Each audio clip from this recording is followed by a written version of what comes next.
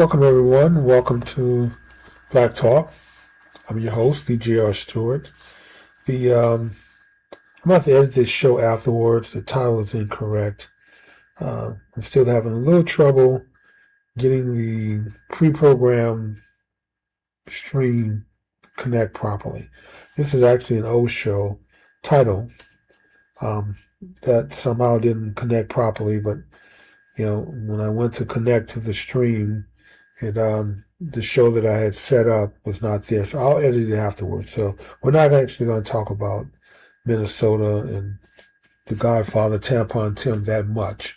I'll talk about it a little bit. Really, this show is going to be about black minions, the folks who carry the water and do the bidding of the white liberal, socialist, progressive, Marxist, communist, Democrat, and how they do black people a disservice because they don't know how to negotiate or hold out.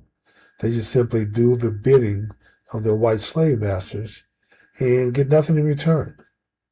So let's talk about that tonight. Let's talk about the black minions. So of course you know that I'm a far right-wing conservative Republican. I've never voted for a Democrat, not even Obama. Oh, God, I can't believe you said that. Yes, I did say that. I didn't vote for Obama. I did have to hold my nose and vote for Romney and McCain. They were not the best candidates, but I figured they were going to be better than Obama. So I just can't personally bring myself to voting for Democrats at all. That's just me personally. I figure a really bad Republican is still better than the best Democrat out there. But we have these so-called political leaders, the Claibornes of the world, the Obamas, Kamala Harris, Jeffries, even to some degree, Fannie out in Georgia, Fulton County, with all her problems and mishaps. In fact, let's start with Fannie first. She's one of the biggest minions out there, talking all this racism talk. Every time she gets in trouble, she goes after a young thug. I don't know, she goes for conspiracy. She's into these RICO conspiracy charges, and her office is so inept, so incompetent that they went from raiding the young man's home, took a bunch of his property, cars, $150,000 in cash he had in the house, watches, chains, totaling over $1 million in value. And then they had paperwork they had to file in order to keep this. I think he made a plea deal with him and to get out of jail. I think. I'm not fully versed on this story. I didn't really keep up with it. Young rappers getting arrested for doing silly stuff. It comes a dime a dozen. That's not even news anymore. But evidently, the paperwork they had to file in order to keep this stuff. Guess when the government confiscates stuff, they sell it at auction. The money goes into the police fund or some fund or somebody's pocket. And these fools didn't even file the paperwork on time. So the judge ordered them, since they missed the deadline. So it wasn't even a matter of filing it on time. They didn't file it at all, and they had a deadline. So they had a range of, it wasn't like, okay, it's absolutely, you got to have it in about 3 o'clock today, a close of business. No, close of business today was the final day. You could have done it earlier than this. You could have brought it in yesterday, the day before, last week. This trial has been come and gone and been over with. And you still haven't filed the paperwork that you need to maintain the property that you confiscated, that you say you used in the commission of this crime. So now the judge ordered you to give it all back. I'm not sure if they have it. To be totally honest, I don't know. They may have sold it already. In which case, the Fannie is going to write a check out for over $1 million to Young Thug.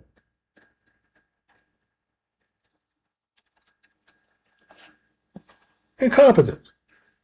She's so busy being a Democrat minion. So busy trying to go after Trump. I'm going to do what the rest of y'all couldn't do. I'm going to bring Trump down. File RICO charges on him and 17 other people. Over a phone call, simply because he said, hey, I was in the lead when I went to bed last night. I woke up this morning, I'm down 12,000 votes. Told Ratzenberger, you need to go find the vote, find out what happened. She wants to charge a RICO case for that phone call? It was laughable. Then all her laundry gets aired out. Her lover boy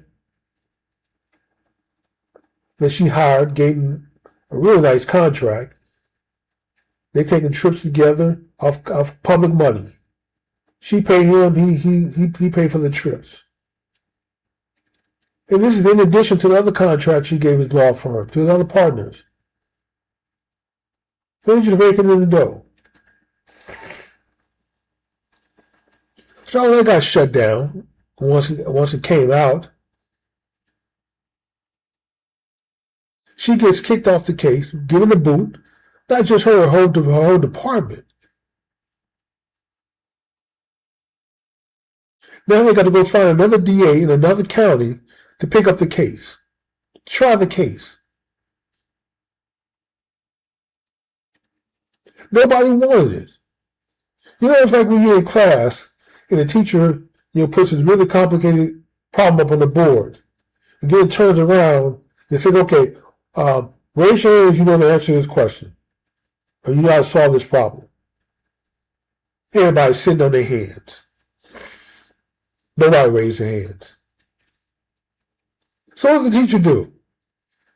The teacher looks around, you. You start picking people. So this is what the state of Georgia did. Nobody took the case. Nobody volunteered to take the case. So they decided to just select somebody. Okay, partner, DA, you're the man. You're it. He took the case, all the case files, looked over everything. Then he marched his happy ass into court and asked the judge to dismiss the case. He didn't want to try. A sitting president, you're trying to bring down a sitting president. That's basically what you're telling me. Or a phone call. You're not going to make a laughing stock out of me. I know how to fix this. I'm going to do what should have been done. He marched into court, filed a motion to dismiss the case.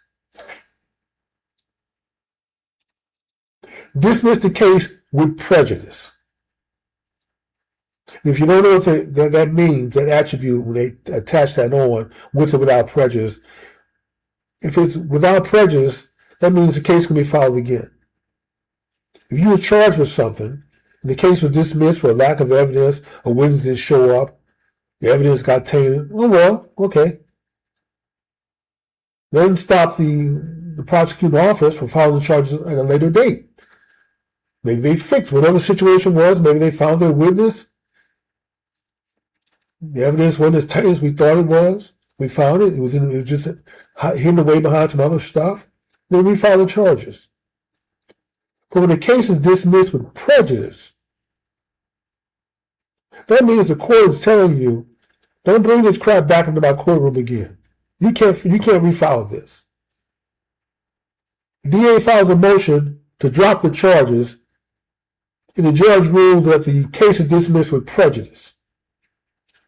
Basically ended it. This is it. Don't come back here with another one of these bogus charges into my courtroom, or any court in the state of Georgia. This is done.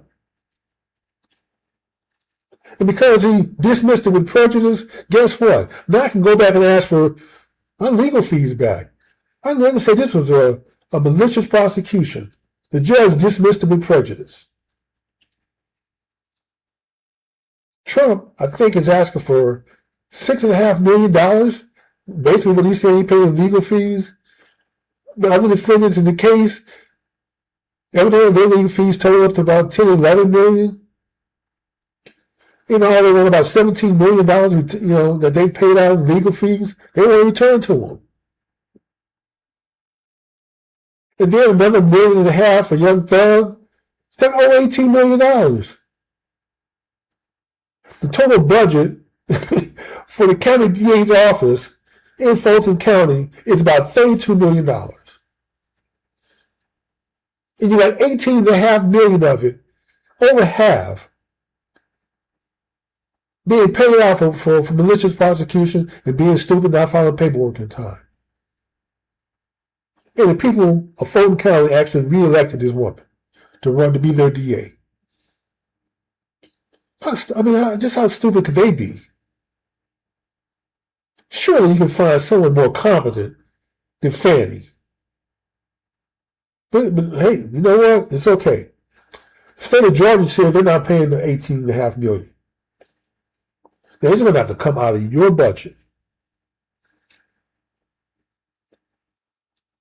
How in the world are you going to run an office that runs off $32 million, whatever's left on $18.5 million? You're really talking about maybe $13.5 million. Almost just a third of your budget. What lawyers are you going to get to take a 2/3 pay cut so you can make this work and keep the same number of prosecutors?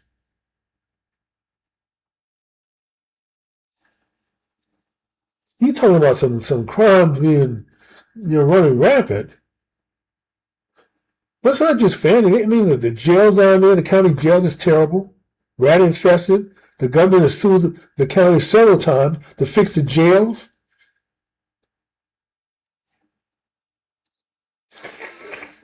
I'm telling you, man. It just seems like the areas that we run, not saying we, I mean people of color. I'm not even going to say black folk. I'm a black folk. To me, black folks are good, decent people. And then you have coloreds, then you have niggers. So I'm just going to say colored folks down in Georgia, Atlanta, Fulton County. The colored folks seem to be running the show down there, and they're running into the ground. And every place that you have colored folks in charge seems to go through the same issue. Somehow good governance doesn't seem to be in our genes.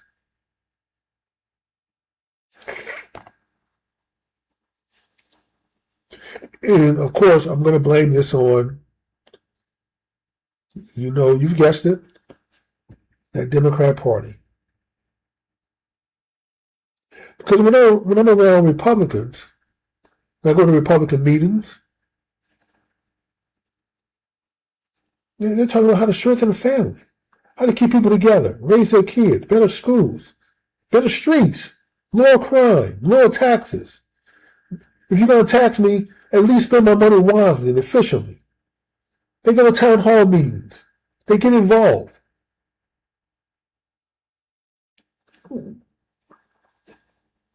But the minions, oh no, the minions don't seem to know what they're doing. Obama, when he was in office, he gave the city of Baltimore $1 billion. That's with a B, not an M, the big B. $1 billion. That was supposed to fix the schools, buy computers, put in learning centers, books. The kids say they can't even take books home. They don't have enough. They have to keep them in the classroom. So they can't go home and study. And in the end, what do they end up with? One building, no new textbooks, no new computers, no learning lab, one little building, and some kind of activity center that costs $72 million. $928 million unaccounted for. Well, we know AT&T got some of it. They got a big chunk of it, $300 million. Although nobody knows what AT&T did for the $300 million. I assume that they put in fiber everywhere to the schools, put in better networking, but I guess there are no new computers to go with the network. So you got a brand new network and no new computers. That's like getting a souped up high power engine and got a junk of a transmission for it to run off of, to combine it with. And you wonder why the car can't go over 80 miles an hour. Transmission just can't keep up. This is the kind of stuff that we do. And when I look and study what's going on over in Africa, I see the same similarities, same patterns, man. And it forced me to realize, you know what, I can no longer be called an African American. It's an insult. Man, I'm just an American. I'm just black. I'm not your colored. I'm not your nigger. I'm not your African American. I'm just black. Black American.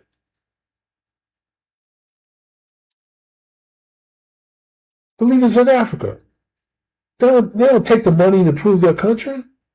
They're not building new roads or freeways, power plants. They just stuff they just put in their pocket and enrich themselves, their family, their friends, their tribe. Everything is about the tribe in Africa.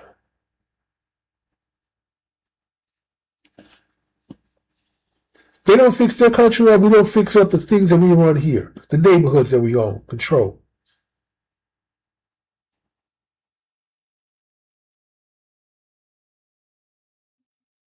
$40, $50 ago, Oak Cliff used to be the place everybody wanted to be.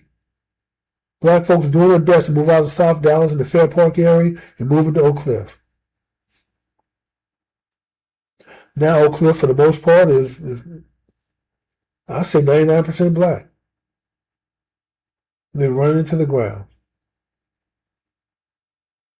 I don't know if you could pay me and my wife enough money to move to Oak Cliff. I mean, there are a couple of good pockets. There's Stevens, there's Kessler Park, just a few little pockets. Live in the area around the Redbird golf course. But then everything else around there is junk. Decay, rot.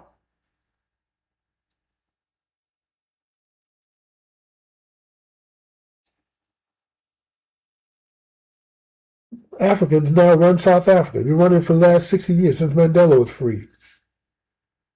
You're going from a first world, Western style European country.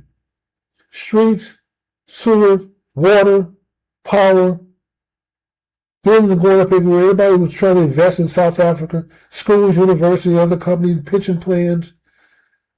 Well, until the pressure was on them to divest because of apartheid.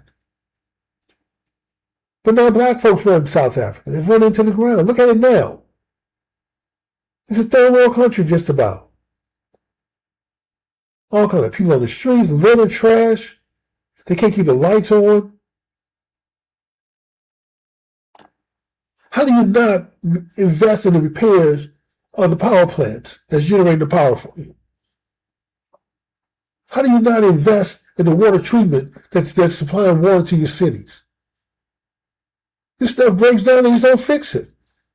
They put no money into the most important areas, infrastructure, at all. Streets.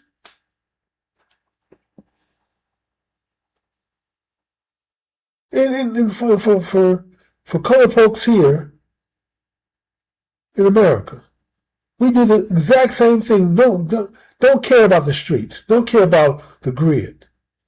Power goes out, power just goes out. Oh well. I guess those white folks will fix it. Streets buckling, potholes everywhere. Yeah. Nobody picks the phone up or writes to the city councilman and say, hey, there's a pothole over here on 125th and 8th. Can you send a crew or somebody to do something about it? Crime out of control. What do the colored folks do? We want to divest from the police. as if somehow cutting the budget of the police department is going to make you safer. But your white slave masters don't want you to be safe. They don't want you to have decent schools. They don't want you to have a clean neighborhood. So they encourage you to do all the things you're currently doing. And they encourage this because they need sorry, weak, feckless, pitiful, pathetic people to make themselves feel good. The poorest, most uneducated, ignorant white person can still feel good when compared to the colored people that are living out in the ghetto. That's their purpose. It's always been their purpose. It's always been about white superiority. Somehow they feel they have to protect you, stand up for you, protect you from the evil Republicans. So we need y'all to come out and vote for us. They're rigging elections. Let's go back to the Fulton County, Georgia, Fannyland. When I look at the election board there for the county, all colored people. And they sweating, boy, they sweating bullets. Because they know the election was rigged. They know they did some cheating. They thought they were safe because the statute of limitation had run out. It's generally 5 years for election fraud. It's like, well, this is a 2020 election, JR, that we fixed. You know, well, statute of limitations run out. Well, kind of. Maybe for election fraud, but not for a RICO charge. If there's more than one of you came together and y'all planned and plotted on how to rig this election, that's called a conspiracy. And the statute of limitation doesn't run out on the conspiracy. One is 7 years. But two, the 7 years don't start until you stop conspiring to break the law. So going to court to try to undo the seizure of the ballots, you're still trying to cover up a crime. So the 7 years don't start from 2020 when you committed the crime. The 7 years starts when you stop committing the crime and stop trying to cover it up. And every time you go into court asking the judge, well, Judge, I know you issued this warrant, but they didn't have probable cause. He have a probable cause ruling and say, oh, yeah, they had probable cause. There's enough cheating here that they've demonstrated. Well, we've already been investigated. It was found that this is just human error. First of all, do you even hear yourself? I'm almost embarrassed for my people. No, they're not really my people. I don't claim colored people. I don't claim niggers. The judge looking just like, did you just hear what you just said? You just made the case for the other side. You're saying that there's mistakes that were made, but these were human mistakes. No crime was broken in your honor. I mean, we didn't run the election properly. We didn't scan all the ballots and a bunch of fake signatures. You got thousands of people registered to the same addresses. Cards that don't match the signature, signed with the same ink. Now they're discovering that the damn paper wasn't even the same. From the official ballot to a lot of the ballots that got counted, the paper was different. And how the hell you lose 300,000 ballots and get scanned? They're paper ballots. Every ballot's supposed to be scanned. Signature verification. Run through the computer. How the hell 300,000 of them didn't make it? Then all this time you still hadn't done it? And you talking about human error? I can only imagine the judge, white judge, doing everything possible, just thinking to himself, Yeah, and how the hell I get stuck in this goddamn county with these damn crazy ass people? The government is Trump has basically said the election was rigged. The FBI comes in asking for a search warrant to confiscate evidence. Here's what they gave as evidence, probable cause. The judge signs off on it.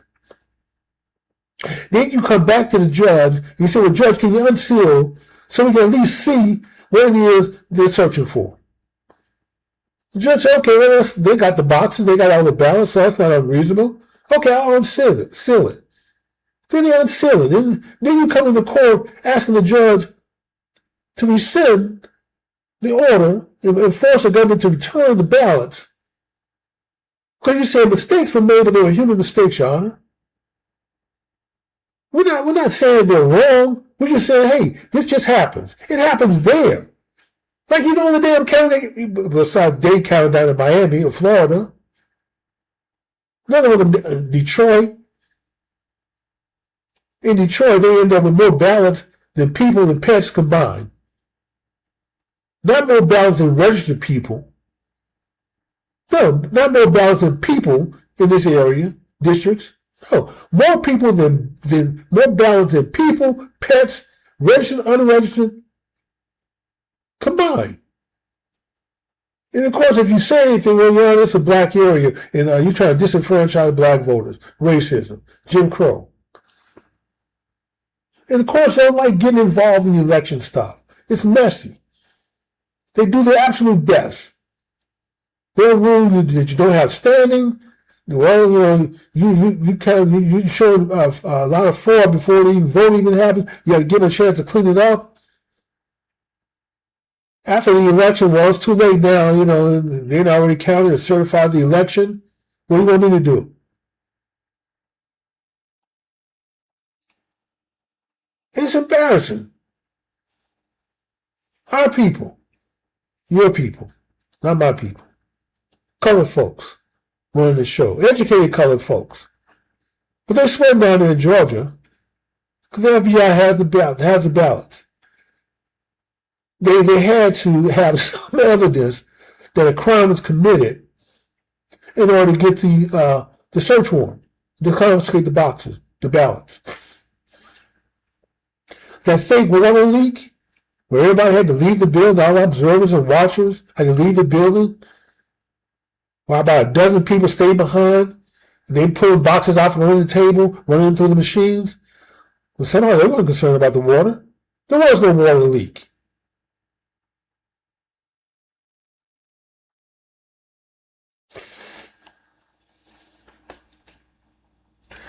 Don't let the Democrat Party make a million out of you.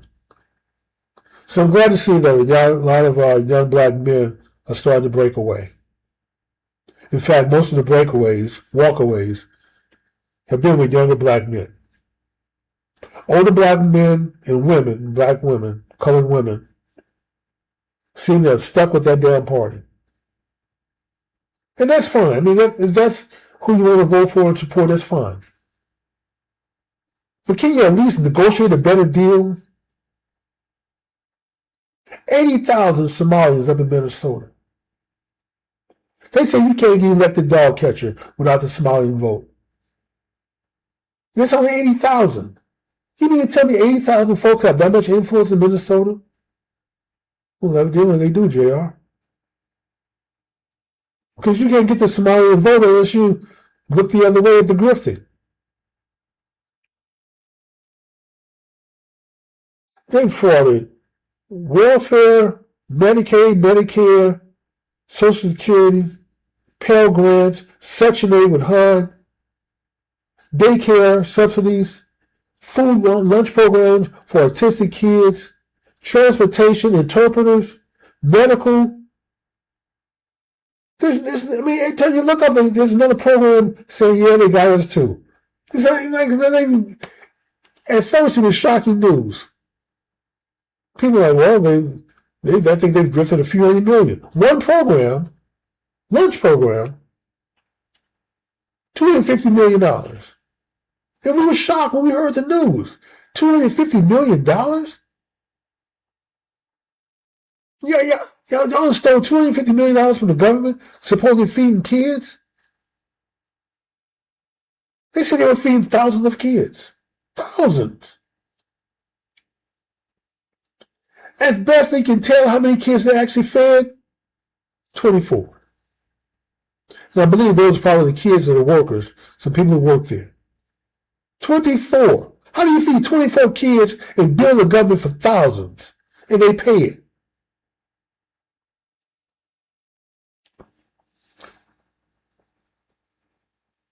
The Godfather, Tampon Tim, changing all the rules up.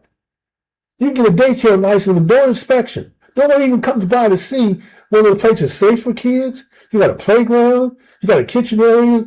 You got those little sockets that go to electrical sockets that cover the covers to make sure kids don't poke something in there. The doors don't lock automatically and lock a kid in a room or a closet.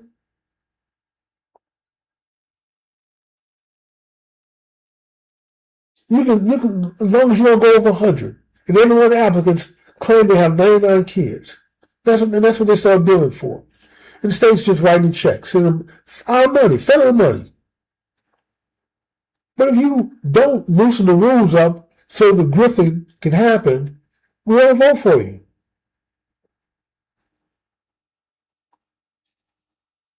And yet, colored folks just give their votes to the Democrat Party. You don't even get a decent school out of it. Colored folks wouldn't dare come up with a system like that.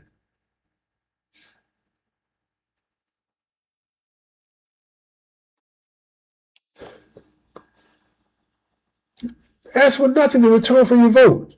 Decent schools, decent streets, maybe increase police protection when the schools are out so our kids can get home safely.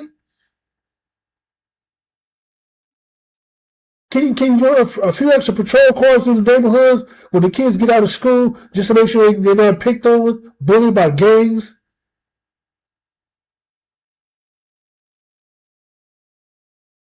I mean, hell, can you negotiate a spot for a good weave, good hairdo, something? Can you get something in return for your damn vote? You just give it away.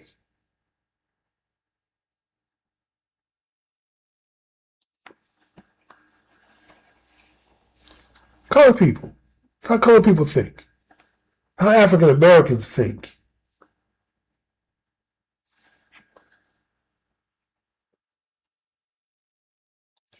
Every now and then I go out to the NASA website. They have the International Space Station, ISS. They have a webcam in the space station. It's pointed down at the Earth.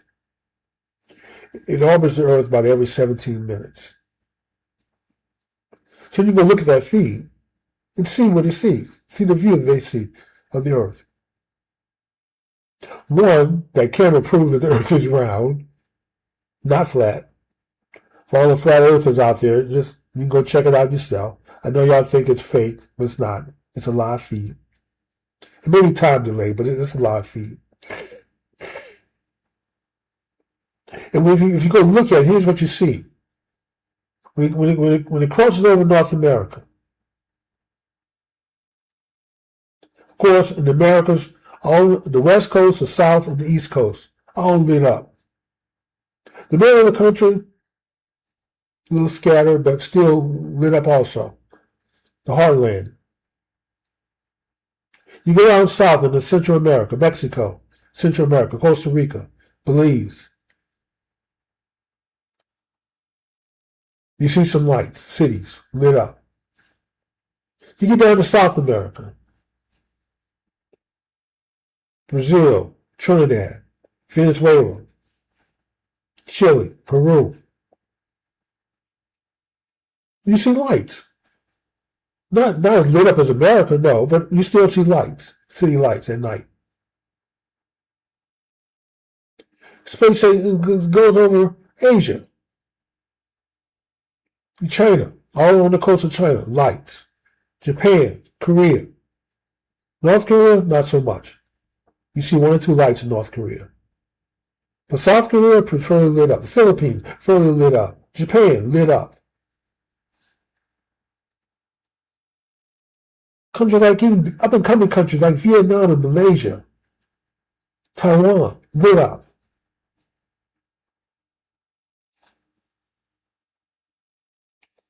Of course, Europe lit up. The western part of Russia, Leningrad, Moscow, St. Petersburg, lit up. Now you go out east in Russia, Siberia, yeah, not so much. A light here, light there, not so much. And then it goes over Africa. Huge continent, 54 countries. You see a light here, a light there, light there. One, you can damn near count on your two hands the number of light cities that are lit up. For 54 countries, the whole continent, it is dark at night. Barely can see it. Like, okay, there are a few lights. What's that? Oh, that's Africa. Sundown dark. That's how I measure progress. Because in order to have progress, to proceed and grow, you need power, you need energy, you need power plants. But the African leadership they take money from the UN not to build our power plants under the guise of climate control. Wait a minute, everybody else is building power plants, putting electricity in the home, and we're supposed to be operating off candles? It becomes our responsibility to keep the air clean?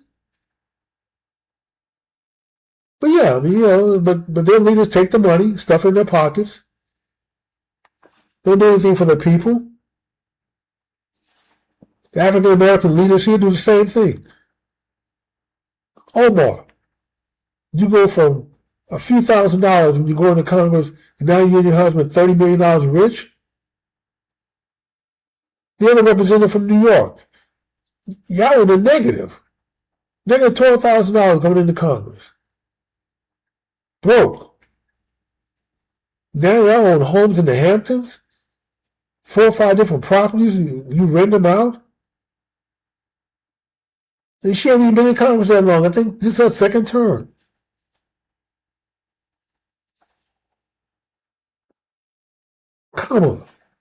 Kamala, raised $1.5 billion and you lose an election? How the hell you lose an election with $1.5 billion? You got twice the money of your opponent. And you're in the damn White House.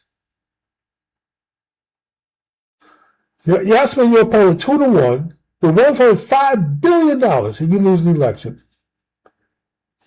You lose all the damn swing states.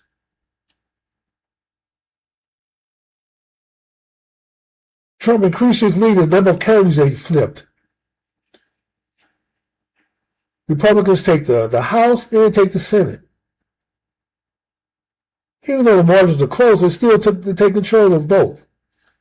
And the White House. And you preside over that. With your cackling and your laugh and everything, your word salads. But yet, she's not an African American. I guess she's an Indian American. That's where her heritage is from. But she's a colored person. She's a Delta Sigma Theta. And don't get me started on the Deltas. To show you where their heads are. Yeah. They say they're DST, but they're not. It's not DST. Because T in the Greek alphabet is tau, T-A-U. If you were DST, you'd be Delta Sigma Tau. But you're Delta Sigma Theta. Theta is TH. It's a different symbol. So really, you're DSTH, not DST. They still walk around DST.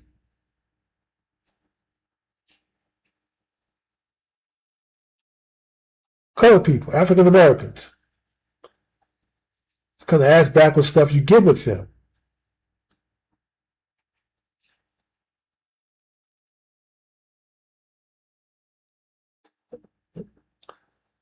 I'm not, you know what, just if I get cranked up on these sororities and fraternities, I'm not. I need to just zip it because I'm a part of a fraternity, Alpha Phi Alpha. I wish I could say, I mean, this is a great fraternity, don't get me wrong. Relative to fraternities, I think overall the DSTHs probably do more than everybody else.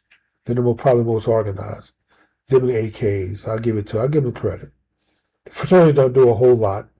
There is a little money, give a few scholarships, but the DSTHs and the AKs, they do a lot. They run training programs, and they're a lot more organized and do a lot more than the fraternities.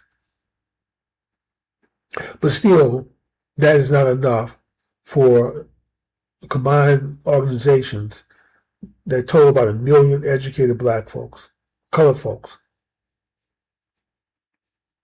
Because all the fraternities and sororities have one thing in common. They always endorse Democrat candidates in the Democrat Party.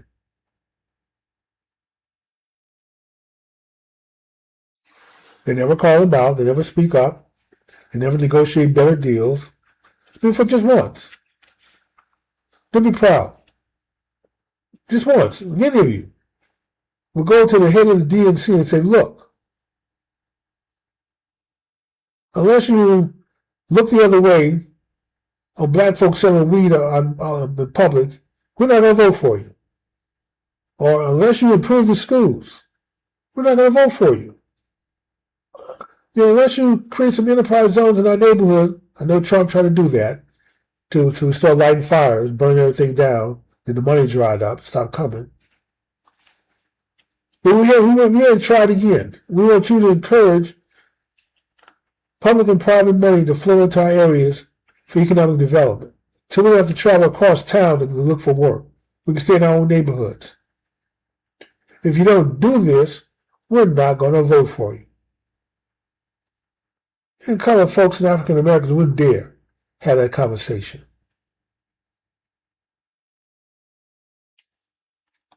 The most sacred, most holy, most hallowed of all of them, Barack Hussein Obama. He's elected president, Mr. Hope and Change himself. What's the first thing he do? He gets rid of the DC voucher program.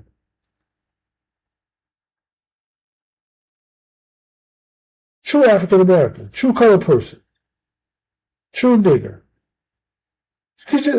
For $10 million, you could just let the damn program alone. It wouldn't hurt anybody. It was allowing some inner city kids. DC has one of the worst school systems in America, probably second only to Baltimore. And when kids down in Mississippi and Alabama are getting higher test scores than DC and Baltimore, there's something wrong.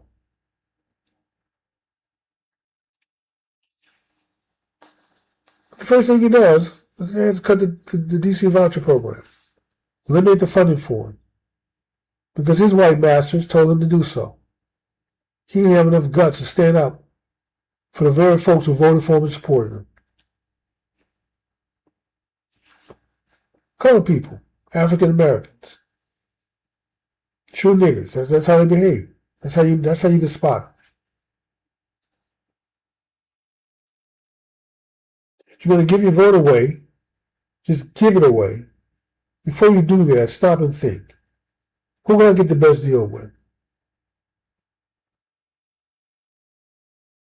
That's why you need to go to when the candidates are running on both sides, or whatever side, Independents, Greenpeace, Labor Party, Communist Party, whoever's running, Republicans, Democrats. Go to their meetings, go to their functions, and look them straight in the eye and ask them, my vote is up for grab. I would gladly go in that booth and vote for you. But what are you going to do for me and my community in return? I will get out here and knock doors for you, and walk the streets, knock doors, encourage people to vote for you. I'll hand out literature. I'll do voter registration. I'll be actively involved for the candidate I get behind. But what are you going to do in return for me and my community?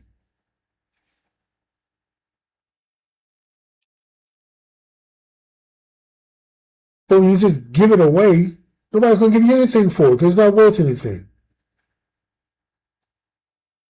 And the Democrats are letting you know what they think about you. Some of y'all are starting to leave the plantation, trying to get uppity, trying to better yourself, trying to move to the suburbs. Now saying you want to vote for Republicans. Oh, we got a solution for it. We got an answer for that. We're just going to open the floodgates and let in millions of illegals to take your place. Because we can't trust you anymore. When really it didn't have to be that way. You could have negotiated with us. You could have just told us what you wanted. But you don't want anything. It seems like you like the rot and the decay. You like living in these areas. So who are we to try to come in and fix it when this is where you want to live? This is how you want to live.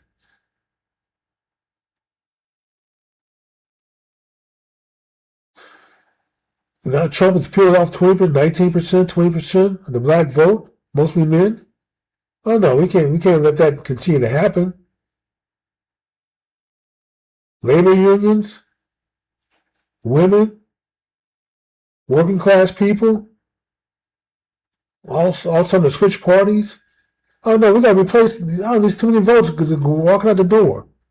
People are starting to realize that we're about nothing. We do nothing. We talk a good game. We point the finger. We blame. But when it comes down to doing something, nada, nothing.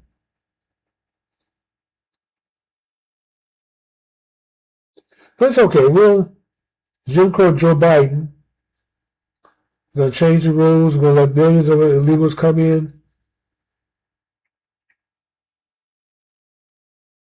And boy, when they start having babies, even if we don't give them a voter registration card today, give them some kind of legal status.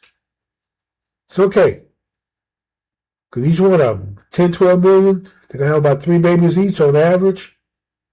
That's another 30-some million, almost 40 million votes that we'll have. What do you think that these kids are going to vote for when they grow up in 18 years? You can get a voter registration card. Not for Donald Trump and his the ICE and border and Custom Border Patrol trying to deport all the illegals.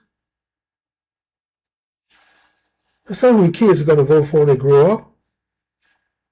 The kids and these illegals are going to vote for Democrats.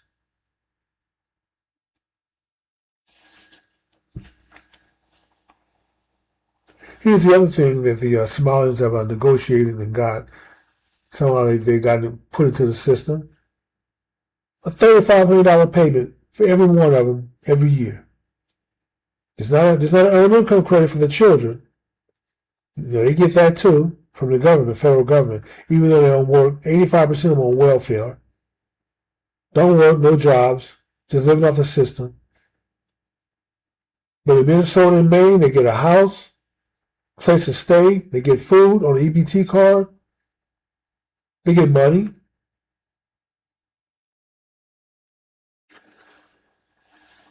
And $3,500 kicked in, a minivan. I mean, they get fixed up. If you don't believe me, I'll go back and find I think I played the interview of Michele Bachmann, who used to be a congressional representative from Minnesota. And I tell what all they get, the gift basket. And she said the state did that because they wanted to incentivize Somalians to come to Minnesota when they came to America. But Somalia is a sub-Saharan country. I mean, they got 100 plus degrees every day, year round, damn near, because they're right at the equator. Hot. How the hell you get these people to come to Minnesota where it's 10 months out of the year it's freezing? And I'm not talking about just cold. I mean, like here in Texas, we get a little cold. Like tonight, it's a cool night. Every now and then, in the wintertime, we may get some temperatures in the 30s. If it's really bad, we get something a little colder with the wind chill. But I'd rather here in Texas, in the wintertime, it's a joke to the folks in Minnesota. You see these folks out here, 20 below, at a football game, with no shirt on. Go Packers, written all over their chest and stuff.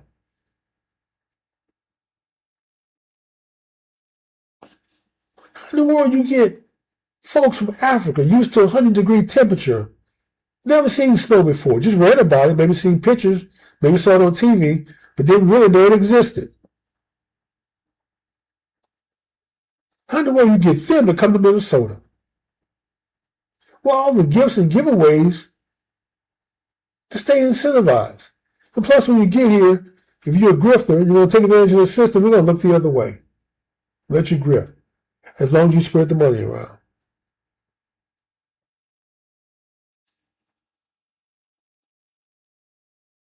And here you are, African Americans, colored people. You can't even go to the party and ask for anything.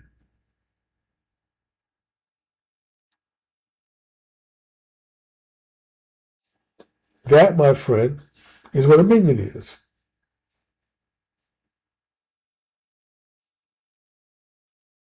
Minions have unprecedented loyalty to their master.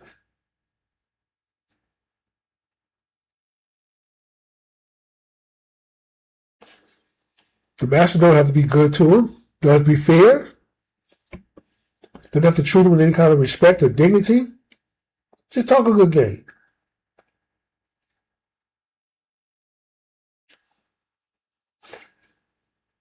And the good old colored people, African Americans, educated ones, and they go out there and they encourage you. They tell you why you can't vote for Republicans, because they're racist. Why you can't support Trump because he's a racist. Well, he wasn't a racist when he was supporting the NAACP. They gave him Lifetime Achievement Awards, or the Urban League. Let him use his buildings. He wasn't a racist then. He's hanging out with rappers and entertainers and celebrity types. From Oprah to Michael Jackson, everybody in between. But then he decides to run for president, and the memo comes down from the white slave master, that white liberal, socialist, progressive, communist, Marxist, Democrat, that Trump's a racist. And that's what the African Americans and the colored folks just ran with. Oh, he's a racist? Okay, boss, no problem. I got it. We understand. We know what to say. We know how to deal with this.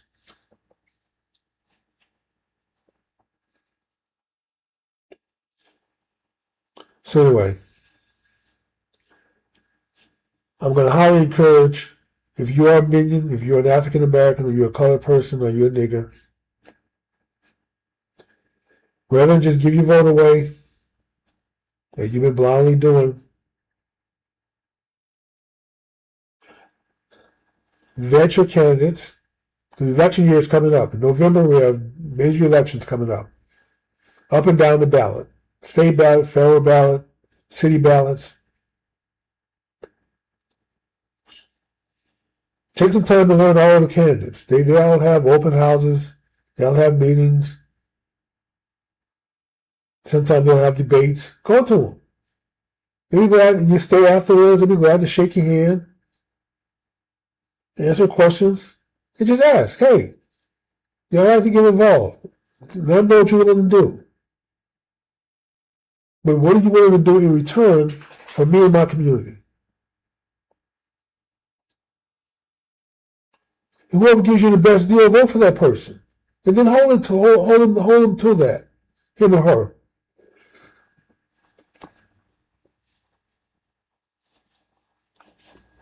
Who knows? You may just find your streets getting repaired.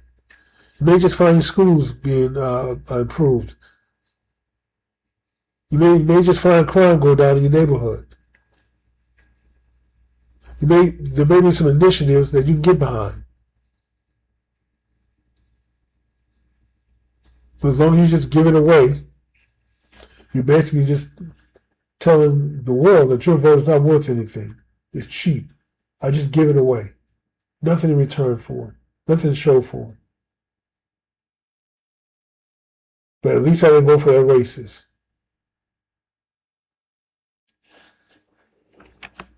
So anyway, people, that's my time.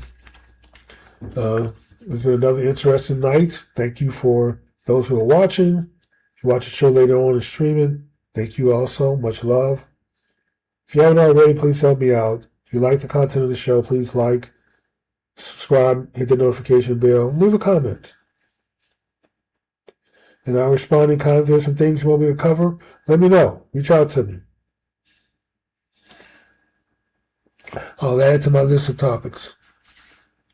Also, I want to give a shout out to the lifestyle360.com. You see the URL there.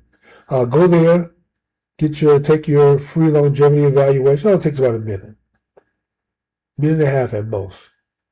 You answer some questions, you hit submit, and it gives you your longevity score. If you get a really good score because you're doing well, you can reach out to some of the longevity consultants, health consultants, to help you maintain as you get older. Here's some things that you can do, continue to do, that you're doing well. If your score is not so good, you have time to get additional years added onto your life, but you have to start right now. You can't wait. You can't just put this off. Oh, well, JR, I'll do it next week. Oh, well, I'm a member at 24-Hour Fitness and, I have a workout program already. Well, are you sticking to it? Well, no, it was too painful in February, so I started in January. I was working out. It got too painful.